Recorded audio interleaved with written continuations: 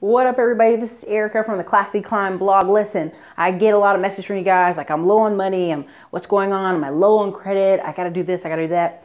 Listen, you gotta make credit important. Why?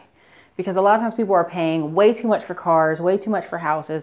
And if they just fix their credit, there's a bigger game being played in America right now. Listen, I know so many people who all they've done is gone to bank account after bank account after bank after bank and go, listen, I don't want to do account with you unless I know I can do business with you. Here's my business. I need business lines of credit. Now, what did they do? They had to have a 700 plus credit score, and they had to show where they were active in business. That's it. That's it. And Texas is booming right now. If you say you're in construction, woof, it's crazy. All right. And I've actually gone to banks where a guy was like, listen, everything in your portfolio is wonderful. Your bank book is put together great. Your credit's just a little short, Erica. I can't do your first deal, but I'll do your second deal. Why don't you go get some hard money to do that first deal and come back to me?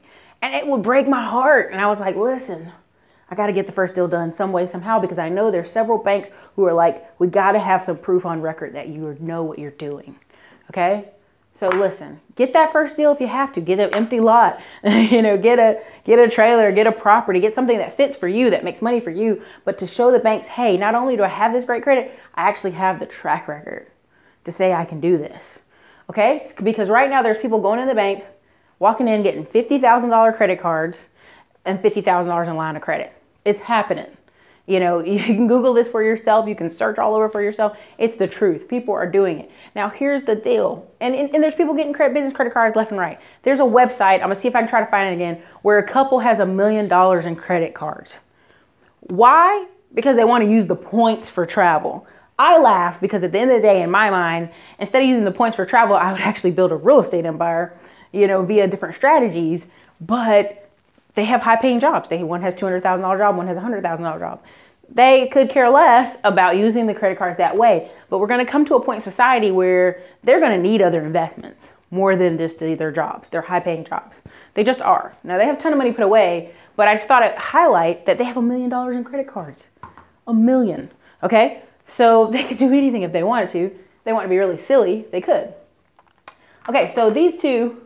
Let's say you go to the bank and the bank goes, I'll give you $50,000 line of credit. I'll even give you $50,000 credit card.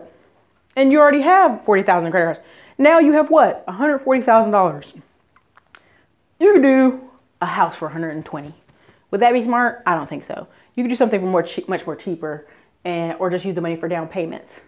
But you have to realize there's a bigger game being played in America. And many people are saying, well, I'm going to lose because I have low credit, Erica. 80% of Americans have something going on in their credit. The average credit score is like 630. So that means there's a lot of people way lower and there's some people way higher.